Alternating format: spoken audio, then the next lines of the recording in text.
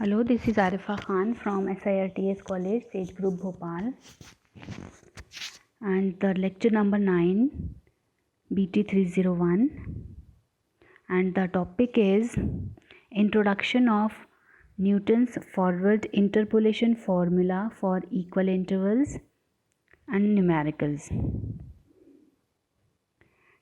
हमने previously lecture में हमने जो पढ़ा है वो न्यूटन फॉरवर्ड फार्मूला अप्लाई किया था न्यूमेरिकल पर, किसी सीरीज़ पर y की वैल्यू फाइंड की थी हमने, किसी पर्टिकुलर वैल्यू को हमने फाइंड किया था। ऑलरेडी हमने इसके 2 न्यूमेरिकल सॉल्व किए हुए हैं। अब आज हम इसका और भी न्यूमेरिकल सॉल्व करते हैं। सो न्यूटन्स फॉरवर्ड फार्मूला आप लोग जानते हैं क्या होता है। This is y is equal to y0 plus p del y0 plus p into p minus 1 upon factorial 2 del square y0 plus p into p minus 1 p minus 2 upon factorial 3 del cube y0 plus p into p minus 1 p minus 2 p minus 3 upon factorial 3 factorial 4 del 4y0। Okay, and where p की जो value है हमने find की होती है x minus x0 upon h से। ये हम ऑलरेडी पढ़ चुके हैं। अब हमने एक क्वेश्चन करना है अभी। The question is find the lowest degree polynomial of f of x that will fit the data. और हमको डेटा गिवन है, x की वैल्यूज़ हमने दी हुई हैं 0, 2, 4, 6, 8 एंड इसके करस्पॉन्डिंग y की वैल्यूज़ गिवन है 5, 9, 61, 209 एंड 501। ओके, हमें यहाँ पर पर्टिकुलर कोई पॉइंट गिवन नहीं है कि जिस पॉइंट पर हमने वो वैल्यू फाइंड आउट करनी है। जैसे इससे पहले जब हमने न्यूमेरिकल किए थे तो पर्टिकुलर किसी पॉइंट पर हमने निकालना होता था वैल्यू, मतलब हमें यहाँ पर x की वैल्यू गिवन होता था। जैसे हम अगर इन दोनों के बीच में लें 0 और 2 के बीच में, तो सपोज़ x की वैल्यू 1 पर वैल्यू निकालो और 2 और 4 के बीच में हमने कोई वैल्यू 3 पर फाइंड आउट करना होता था। मतलब हमें कोई एक पर्टिकुलर पॉइंट गिवन होता था, उस पर्टिकुलर पॉइंट के लिए हमने उसके करस्पॉन्डिंग y की वैल्यू फाइंड करनी होती है। लेकिन इस क्वेश्चन में हमें कोई भी पॉइंट गिवन नहीं है, हमें वो x पॉइंट गिवन नहीं है। इसका मतलब है कि हमने एक पॉलिनोमियल फाइंड करना है। मतलब जब हम इस सीरीज़ के लिए जब हम इसको सॉल्व करेंगे तो फाइनली हमें एक इक्वेशन मिलेगा, दैट इज़ पॉलिनोमियल मिलेगा हमें, है। तो देखिए बेटा, यहाँ पर हमें वैल्यूज़ गिवन है 0, 2, 4, 6, 8 x की वैल्यूज़ हैं एंड इसके करस्पॉन्डिंग y की वैल्यूज़ हैं। ठीक है, तो स्टेप 1 जैसा कि हमने लास्ट टाइम भी किया था, हमने इसका फॉरवर्ड टेबल बनाना है। तो टेबल हम कैसे बनाते हैं बेटा, ये x की वैल्यू हमको गिवन है ना, x की वैल्यू अपने को ये गिवन है एंड उसके करस्पॉन्डिंग y की वैल्यू हमें दी हुई हैं, है ना, ये हमको गिवन है बेटा। अब हमने क्या करना है, डिफरेंस टेबल बनाना है। तो डिफरेंस टेबल बनाने के लिए फर्स्ट कॉलम जो हम बनाएंगे उसका फर्स्ट डिफरेंस निकालेंगे, मतलब हम डेल y की वैल्यू फाइंड आउट करेंगे, दैट इज़ डेल y, ये जो हमको यहाँ पर गिवन है। सो डेल y की वैल्यू हम कैसे निकालते हैं, हमने 9 माइनस 5 करना है, तो हमें फर्स्ट डिफरेंस मिलेगा 4। फिर हमने 61 माइनस 9 करना है, तो हमें फर्स्ट डिफरेंस का सेकंड वैल्यू मिलेगा, दैट इज़ 52। फिर 209 माइनस ऑफ 61 करेंगे तो हमें फर्स्ट डिफरेंस का थर्ड वैल्यू मिलेगा 148। और लास्ट में हम 501 को 209 से माइनस करेंगे तो हमें फर्स्ट डिफरेंस का next value, that is fourth value, मिल रहा है 292। तो ये जो हमने वैल्यू निकाला बेटा, ये डेल y का, और डेल y का मतलब क्या है, हमने फर्स्ट डिफरेंस निकाल लिया है। ठीक है, अब हमने अगले कॉलम में इसका नेक्स्ट डिफरेंस निकालना है, मतलब हमने यहाँ पर सेकंड डिफरेंस निकालना है। तो सेकंड डिफरेंस का मतलब है हम उसको रिप्रेजेंट कर रहे हैं डेल स्क्वायर y से। सो डेल स्क्वायर y की वैल्यू का हम फर्स्ट वैल्यू जो निकालेंगे वो होगा 52 माइनस 4, तो ये 48 आएगा। फिर हम सेकंड डिफरेंस का सेकंड वैल्यू निकालेंगे 148 माइनस 52, तो 96 आएगा। फिर हम सेकेंड डिफरेंस का थर्ड वैल्यू निकालेंगे, 292 माइनस 148 करेंगे तो हमें यहाँ पर सेकेंड डिफरेंस का थर्ड वैल्यू मिलेगा और वो 144 आता है ना। अब हमने थर्ड डिफरेंस निकालना है क्योंकि अभी हमारी टेबल कंप्लीट नहीं हुई है, तो हमने अब थर्ड डिफरेंस फाइंड आउट करना है। तो डेल क्यूब वाई की वैल्यू निकालेंगे। सो डेल क्यूब वाई की वैल्यू निकालने के लिए हम 96 माइनस 48 करेंगे तो रिजल्ट 48 आया। फिर हम थर्ड डिफरेंस का सेकंड वैल्यू निकालेंगे तो 144 माइनस 96 करेंगे तो ये भी 48 आया। ठीक है, अभी हमारा ये कंप्लीट नहीं हुआ है क्योंकि लास्ट में हमें एक सिंगल वैल्यू अभी तक नहीं मिली है। सो अभी हमने नेक्स्ट डिफरेंस मतलब डेल 4 की वैल्यू मतलब हमने फोर्थ डिफरेंस भी निकालना है। तो फोर्थ डिफरेंस के लिए हम 48 माइनस 48 करेंगे तो ये 0 आ गया। ठीक है, तो हमने यहाँ पर फर्स्ट स्टेप सॉल्व किया और फर्स्ट स्टेप में हमने क्या किया है, हमने डिफरेंस टेबल बनाई है ना। हमने बेटा ये डिफरेंस टेबल बनाया है, डिफरेंस टेबल हमने बनाया है इसको।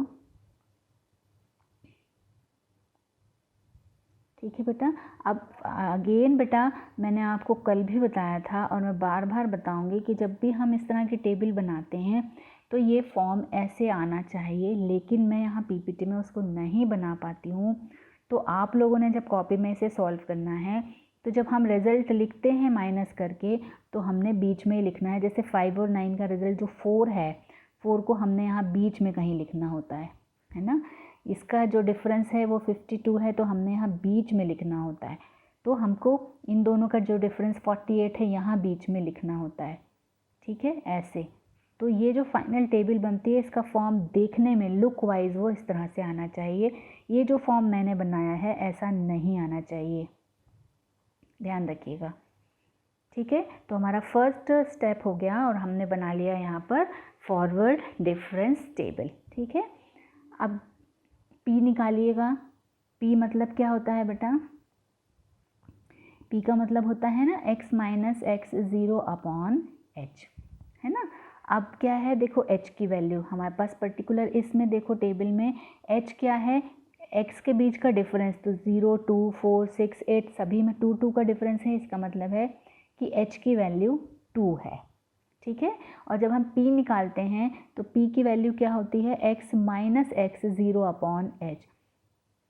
तो x तो हमें इसमें क्वेश्चन में गिवन ही नहीं है, मतलब हमें x पॉइंट यहाँ पर दिया हुआ नहीं है, तो x के प्लेस पर हमने x ही रखना है। और x 0 की वैल्यू मतलब x का जो फर्स्ट वैल्यू है वो है x 0। तो हमको क्या दिया हुआ है, h की वैल्यू 2 है ना, इनके बीच का डिफरेंस है। और x 0 की वैल्यू हमको 0 दी हुई है और x की जगह पर हमने x ही रखना है। तो अभी देखते हैं, हमने p निकालना है बेटा। यहाँ से अपन p निकालेंगे तो x minus x 0 upon h करना है। ठीक है, अब x की वैल्यू हमारे पास क्या है, फर्स्ट वैल्यू जो है हमारे पास x की वैल्यू हमको दी हुई नहीं है और x 0 की जो फर्स्ट वैल्यू है वो हमारे पास 0 है और h की वैल्यू हमारे पास 2 है। तो p की वैल्यू क्या आ गई, हमको यहाँ से p की वैल्यू मिल गई x अपॉन 2। ठीक है, तो यहाँ से हमको मिल गया है p का वैल्यू x अपॉन 2। अब हमको फॉर्मूला अप्लाई करना है। फॉर्मूला याद हो गया होगा अब तक आपको। फॉर्मूला क्या होता है, y0 del y0 del square y0 del cube y0 del 4y0, मतलब जो हमने डिफरेंस टेबल बनाई है उसकी सारी की सारी हमारे पास पहली वैल्यू, जितने भी कॉलम्स हमारे पास बने हैं उन सब का फर्स्ट वैल्यू जो है वो होता है। एंड p हमने सॉल्व करना है, p then p into p minus 1 then p into p minus 1 p minus 2 then अगले स्टेप में p into p minus 1 p minus 2 p minus 3, है ना। और फैक्टोरियल साथ में चलता जाएगा, फैक्टोरियल 1 फैक्टोरियल 2 फैक्टोरियल 3 फैक्टोरियल 4, इस तरह से ये वैल्यू चलती जाती है। मेरे ख्याल से अब तक आप लोगों को फॉर्मूला याद भी हो गया होगा। तो अब ये सारी वैल्यूज़ हमने टेबल से उठा के फॉर्मूले में पुटअप करना है बेटा। y0 का मतलब 5 है। देखो वापस टेबल पे जाके एक बार देखो,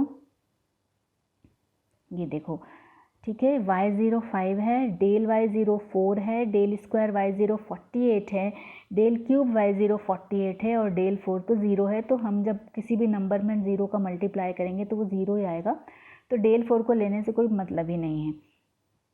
ठीक है, तो y0 5, फिर del y0 4, del square y0 48 और डेल क्यूब y0 48, मतलब हमको फॉर्मूले में 5 4 48 48 वैल्यू रखना है। देखो फॉर्मूला आ गया, पहली वैल्यू अपन ने रख दी ये 5,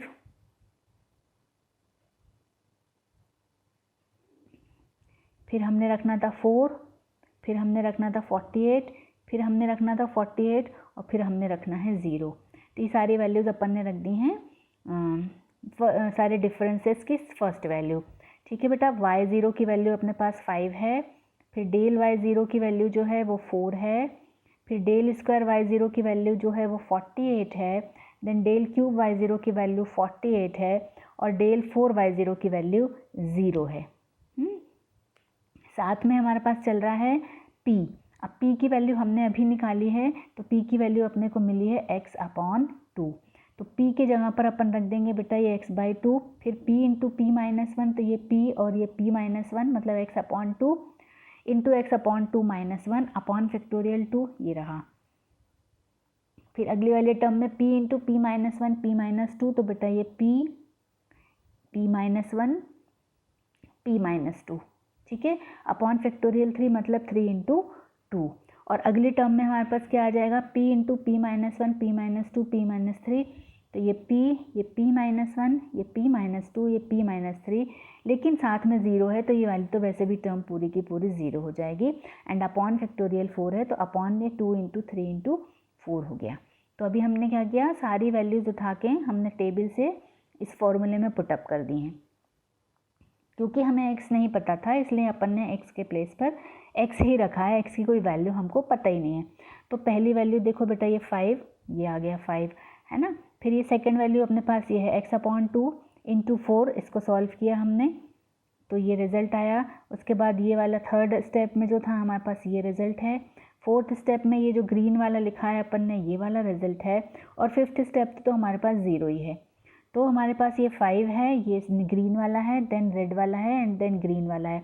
हमने जब इसको सिंप्लीफाई किया है तो हमको ये रिज़ल्ट मिला है 5 + 2x + 6x² - 12x + x³ - 6x² + 8x। And जब हमने इसको भी सॉल्व किया है तो फाइनली रिजल्ट मिला है हमें x³ - 2x + 5। ठीक है, तो ये हमें एक पॉलिनोमियल मिल गया है। तो हमको फाइंड भी यही करना था, एक पॉलिनोमियल निकालना था और वो पॉलिनोमियल हमको मिल गया है बेटा x³ - 2x - 5। ठीक है, तो इस तरह के न्यूमेरिकल भी होते हैं फॉरवर्ड इंटरपोलेशन फॉर्मूले में। मतलब हमको अगर कोई पर्टिकुलर पॉइंट नहीं दिया हुआ है तो हम वहाँ से पॉलिनोमियल निकालेंगे और पॉलिनोमियल डिपेंड करता है कि हमको n की वैल्यू कितनी दी हुई है और आफ्टर सिंप्लीफिकेशन वो पॉलिनोमियल क्यूबिक आ रहा है कि क्वाड्रेटिक आ रहा है कि फोर्थ ऑर्डर का आ रहा है, डिपेंड्स। तो ये हो गया हमारा एक क्वेश्चन। ठीक है, ठीक है बेटा, ये पॉलिनोमियल फाइंड करना था अपन ने। यहाँ पर अपन ने सबसे पहले टेबल बनाया है, टेबल के बाद p की वैल्यू फाइंड की है, p की वैल्यू फाइंड करने के बाद में हमने फॉर्मूला अप्लाई किया है और फॉर्मूला अप्लाई करने के बाद हमने फॉर्मूले में वैल्यू रखी है तो हमें ये रिजल्ट मिल गया है y = x³ - 2x + 5। तो ये एक तरह का क्वेश्चन हो गया। फिर एक और क्वेश्चन हम करते हैं, estimate the missing term in the following. अब इसमें क्या है, हमें x की वैल्यू दी है 1 2 3 4 5 6 7। ठीक, तो h की वैल्यू क्या हो गई, 1 हो गई, सभी के बीच का डिफरेंस 1 है। फिर इसके करस्पॉन्डिंग y की वैल्यू दी है 2 4 8। फिर ये जो वैल्यू है हमारे पास 4 की वैल्यू जो होना चाहिए, मतलब y4 की वैल्यू जो f(x4) की वैल्यू, ये वाली वैल्यू यहाँ पर मिसिंग है, यही हमने फाइंड करनी है। फिर ये हमको 5 के करस्पॉन्डिंग 32 दिया है, 6 के करस्पॉन्डिंग 64 दिया है, 7 करस्पॉन्डिंग वैल्यू इज़ 128। ठीक है, तो देखो बेटा h की वैल्यू यहाँ पर 1 है बिकॉज इन सभी में डिफरेंस जो है वो 1 है। हाँ, उसके बाद x की वैल्यू क्या है, हमारे पास फर्स्ट वैल्यू जो है वो x1 है। ठीक है। x0 की वैल्यू जो है हमारे पास फर्स्ट वैल्यू वो हमारे पास 1 है। हमने फाइंड करना है ये जो मिसिंग वैल्यू है, तो जो 4 के करस्पॉन्डिंग मिसिंग वैल्यू है वो हमने यहाँ पर फाइंड करना है using Newton's forward interpolation formula. ठीक है। अब देखो इसको हम दो मेथड से सॉल्व कर सकते हैं। तो अभी हम जो मेथड अप्लाई कर रहे हैं वो है बाइनोमियल एक्सपेंशन थ्योरम से कर रहे हैं। सो बाइनोमियल एक्सपेंशन मेथड से अपन ने इसको सॉल्व करना है, जो मिसिंग वैल्यू है फाइंड आउट करना है। So we have 6 entries corresponding to 7 argument, है ना, and one is missing term, and हमको वही फाइंड करना है। तो 6 एंट्रीज हैं, मतलब हमारे पास क्या हो गया, del 6 fx0, fx is equal to 0। मतलब हमें जो फंक्शन दिया हुआ है उसके जब हम अगर टेबल बनाते, जैसे हमने अभी टेबल बनाया, ये जो हम टेबल बना रहे हैं ना, तो ये जैसे डेल 4 तक जा रही है तो वो कहाँ तक जाती है, डेल 6 तक जाती है अगर हम उसकी टेबल बनाते तो। ठीक है। तो हमारे पास डेल 6 और फंक्शन क्या है F of X, and function is always is equal to 0। तो हमारे पास क्या है, del 6 F of X is equal to 0। हमको h की वैल्यू 1 दी हुई है और x0 जो फर्स्ट वैल्यू है वो भी हमारे पास यहाँ पर 1 है। ठीक है। अब हम इसको बाइनोमियल एक्सपेंशन से सॉल्व कर रहे हैं। तो बाइनोमियल एक्सपेंशन से पहले एक छोटा सा मैं आपको और बताऊं बेटा, ये मैंने लिखा है यहाँ पर डेल। डेल क्या होता है, डेल होता है बेटा फॉरवर्ड ऑपरेटर। आपको पता है कि डेल जो है वो फॉरवर्ड ऑपरेटर है। अब इस डेल एक और ऑपरेटर होता है ई को बोलते हैं शिफ्टिंग ऑपरेटर।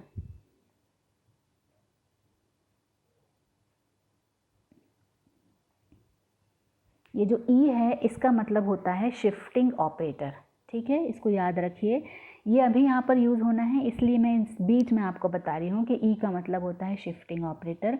और शिफ्टिंग ऑपरेटर ई की जो डेफिनेशन होती है, डेफिनेशन होता है ई किसी भी फंक्शन पर, मतलब एफ एक्स पर हम जब शिफ्टिंग ऑपरेटर अप्लाई करते हैं, ये फंक्शन है कोई एफ एक्स, इस पर हमने शिफ्टिंग ऑपरेटर ई लिया है, तो ये जो वैल्यू होती है this is equal to function of X plus H. ठीक है, ये डेफिनेशन याद रखिए। किसी भी फंक्शन पर एफ एक्स पर जब हम शिफ्टिंग ऑपरेटर ई अप्लाई करते हैं तो इसका रिजल्ट होता है F of X plus H. X plus H का मतलब है, एच आपको पता है कि जो डिफरेंस है वो, ठीक है, और एक्स ये, तो F of X plus H होता है। मतलब जैसे यहाँ पर 1 है तो e power 1 F X is equal to F of X plus H. अब अगर मैं इसको लिखूँ ई की पावर 2 एफ ऑफ एक्स, तो इसका मतलब क्या हो जाएगा, F of X plus 2h। ठीक है, अगर मैं यहाँ लिखूँगी ई की पावर 3 एफ ऑफ एक्स, तो इसका मतलब है F of X plus 3h। ठीक है, इस तरह से ये चलता है। तो आपको अभी फ़िलहाल सिर्फ इतना याद रखना है कि अभी क्योंकि हमने यहाँ पर शिफ्टिंग ऑपरेटर को अप्लाई करना है, तो किसी भी फंक्शन पर जब हम शिफ्टिंग ऑपरेटर लगाते हैं, जब हम किसी फंक्शन पर शिफ्टिंग ऑपरेटर ऑपरेट करते हैं तो उसकी वैल्यू होती है F of X plus H. ठीक, ये 1 है। अगर यहाँ 2 होता तो ये F of X plus 2h हो जाता। अगर यहाँ 3 होता तो F of X plus 3h हो जाता। 4 होता तो F of X plus 4h हो जाता। ठीक है, अभी बस इतना याद रखना है आपने। तो अभी हमारे पास क्या है, del F X, del to the power 6 F X. ठीक है, इसको सॉल्व करना है। तो डेल की जगह पर हम क्या रख सकते हैं, दिस इज इक्वल टू ई। ठीक है, इस डेल की जगह पर हमने रख दिया है। हाँ, एक चीज़ और बतानी है कि जो डेल है, डेल और ई में रिलेशन होता है, डेल की वैल्यू होती है e-1। ये रिलेशन है between forward operator and shifting operator. याद रखिएगा कि डेल जो है वो e-1 के इक्वल होता है। So the forward operator del is equivalent to shifting operator e-1। तो ये जो डेल है, डेल 6, डेल की जगह पर हमने रख दिया e-1 की पावर 6। और एफ एक्स है तो एफ ऑफ एक्स की जगह पर क्या है हमारे पास 1 आएगा, एफ ऑफ 1। तो ये डेल 6 एफ ऑफ एक्स को हमने लिख देना है e माइनस 1 की power 6 and F of X के प्लेस पर आ जाना है F of 1 is equal to 0। देखिए, तो मैंने अभी ऐसा ही लिख दिया जैसे वहाँ बताया कि डेल की जगह पर अपन ने रख दिया है बेटा e minus 1 to the power 6 F of 1 is equal to 0। अब यहाँ पर हमने बाइनोमियल एक्सपेंशन थ्योरम अप्लाई करना है। सो बाइनोमियल एक्सपेंशन थ्योरम क्या है, देखो पावर हमारे पास 6 है, तो e टू द पावर 6, फिर e to the power 5, e to the power 4, e to the power 3, e to the power 2, e to the power 1, e to the power 0। ये binomial expansion theorem ही लगा रहे हैं हम, जो हमने binomial expansion theorem already 12th class में पढ़ा हुआ है। तो जब हम इसको एक्सपैंड करते हैं बाइनोमियल एक्सपेंशन को, तो पावर 6 है तो e की पावर 6, फिर e की पावर 5, e की पावर 4, e की पावर 3, e की पावर 2, e की पावर 1, e की पावर 0, और साथ में जो वैल्यू खुलेगा वो क्या आएगा, सबसे पहले आएगा 6c0, फिर 6c1, 6c2, 6c3, 6c4, 6c5, 6c6। ये अपन ने बाइनोमियल एक्सपेंशन खोला है, और बाइनोमियल एक्सपेंशन जब हम एक्सपैंड करते हैं तो जो साइन आते हैं वो अल्टरनेट साइन आते हैं, ये याद होगा तुम लोगों को। तो बेटा ये माइनस फिर प्लस फिर माइनस फिर प्लस फिर माइनस फिर प्लस, ऐसे। तो अभी हमने क्या किया है, बाइनोमियल एक्सपेंशन को यहाँ पर अप्लाई किया है। तो बेटा ये खुला कैसे है, आपको समझ में आ रहा होगा। e की power 6 minus 6c1 e to the power 5 plus 6c2 e to the power 4 minus 6c3 e की पावर 3 प्लस 6c4 e की पावर 2 माइनस 6c5 e की power 1 plus 6c6 e to the power 0। फिर से देखें, हमने जब खोला है तो पावर इज 6, तो बेटा e की पावर 6, अगले टर्म में e की पावर 5, फिर e की पावर 4, e की पावर 3, e स्क्वायर, e की पावर 1 एंड e की पावर 0, ऑल्टरनेट साइन के साथ, पहले माइनस फिर प्लस फिर माइनस फिर प्लस फिर माइनस फिर प्लस, ठीक है। और जो हमारे पास वैल्यू चलेगी वो क्या चलेगी, 6c0, 6c1, 6c2, 6c3, 6c4, 6c5 और 6c6, और ये f ऑफ 1 जो है वो f ऑफ 1 यहाँ पर एज इट इज़ है। तो अभी हमने इस स्टेप पर बाइनोमियल एक्सपेंशन को एक्सपैंड किया है, ठीक है। ये वाली सीरीज़ हम, ये वाली वैल्यू हो गई है। अब हमने इसको सॉल्व करना है, और तो बेटा e टू द पावर 6, ये e to the power 6 as it is. 6c1 का मतलब होता है 6, ओनली 6 है ना, और e की पावर 5 ये हो गया, तो 6e की पावर 5। अब 6c2, अब देखो 6c2 को कैसे खोलेंगे, ये जैसे ये है 6c2, तो 6c2 का मतलब क्या हो गया, 6 इंटू 5 अपॉन 2 इंटू 1, ऐसे खुलता है ना 6c2, 6 इंटू 5 अपॉन 2 इंटू 1, तो 2 3 ज़ा 6, तो 5 3 ज़ा 15, तो ये हो गया 15e की पावर 4, ठीक है। ये 6c2 की वैल्यू हो गई 15, और e की पावर 4, e की पावर 4। अब अगला है अपने पास 6c3, तो 6c3 कैसे खुलेगा, 6 into 5 into 4 upon 3 into 2 into 1, ठीक है। अब आप इसको 3 2 ज़ा 6, ये कैंसिल हो गया, तो क्या बचा, 5 4 ज़ा 20, तो देखो ये बचा है 20, ठीक है। तो बेटा क्या हो गया, ये हमारे पास हो गया 20e टू द पावर 3, ये 6c3 की वैल्यू। फिर 6c4 को कैसे खोलना है हमने, 6 into 5 into 4 into 3 upon 4 into 3 into 2 into 1,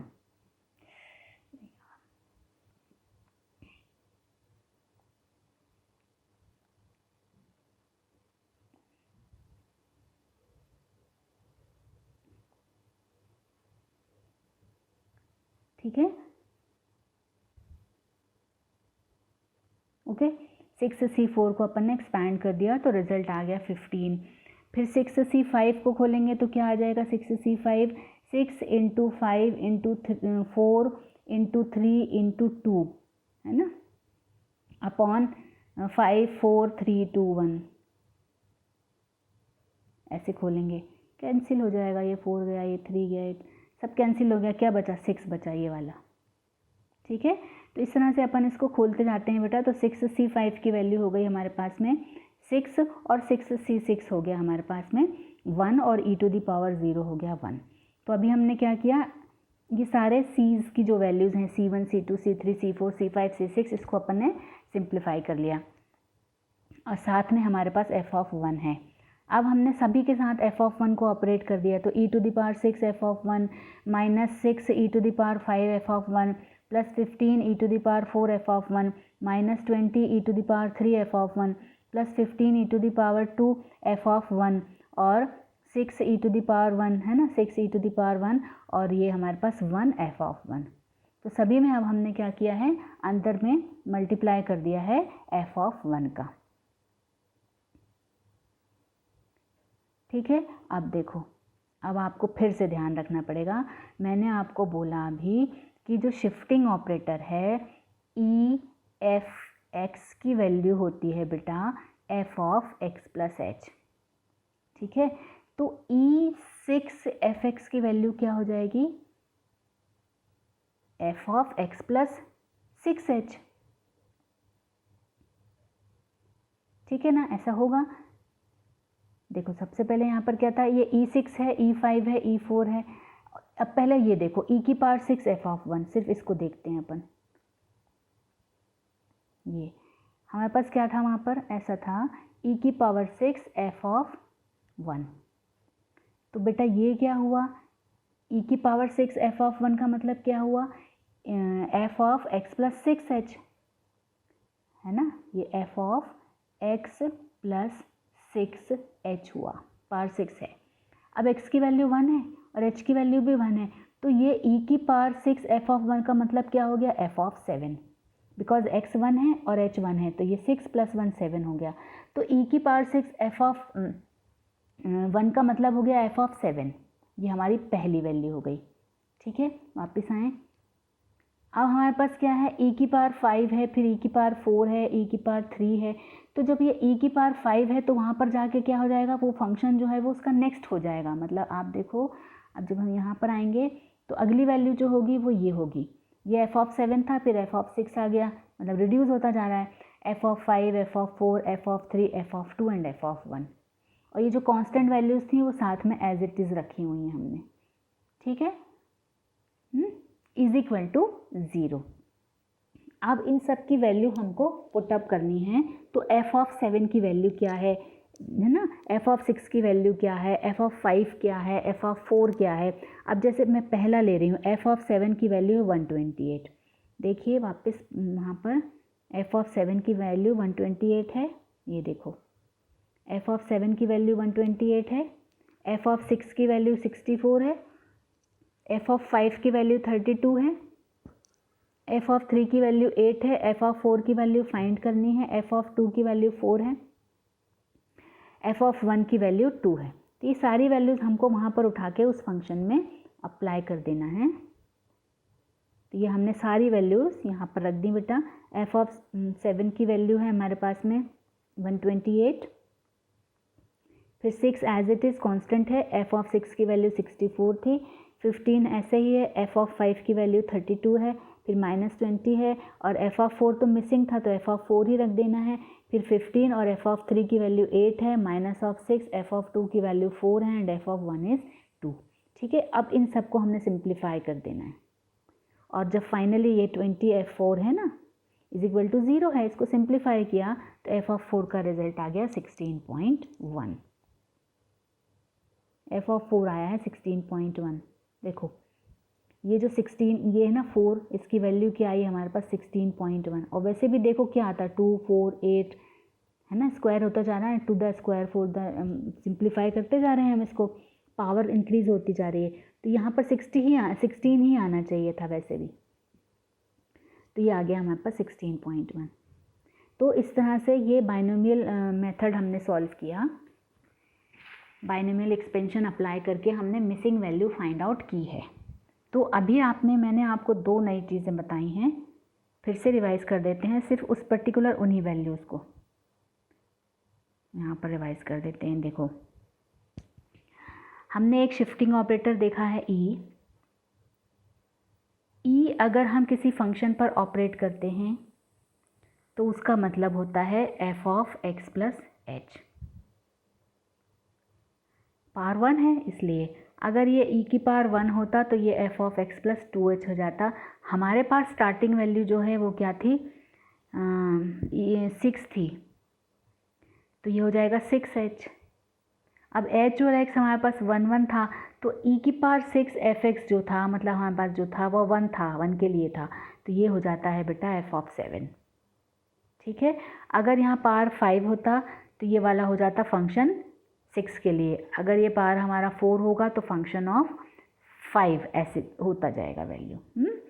6 है तो फंक्शन ऑफ 7 है, 5 हो जाएगा तो फंक्शन ऑफ 6 हो जाएगा। ठीक है। अगर यहाँ पावर 4 होगा तो ये फंक्शन किसका हो जाएगा बेटा, 5 का हो जाएगा। तो ऐसे हमने पढ़ा शिफ्टिंग ऑपरेटर, और शिफ्टिंग ऑपरेटर और फॉरवर्ड ऑपरेटर में जो रिलेशन होता है वो होता है del is equal to E minus 1। तो ये दो हमने नई चीज़ें पढ़ी हैं अभी। ठीक है बेटा, तो इस तरह के क्वेश्चन भी एग्ज़ाम में आते हैं। अब हमारे काफ़ी एग्जाम्पल हो गए हैं न्यूटन्स फॉरवर्ड ऑपरेटर के। अब हम नेक्स्ट क्लास में इसका नया ऑपरेटर, नेक्स्ट ऑपरेटर जो है न्यूटन्स का बैकवर्ड ऑपरेटर के लिए हम उसको सॉल्व करेंगे। ठीक है, फिर मिलते हैं आपसे नेक्स्ट क्लास में। ओके।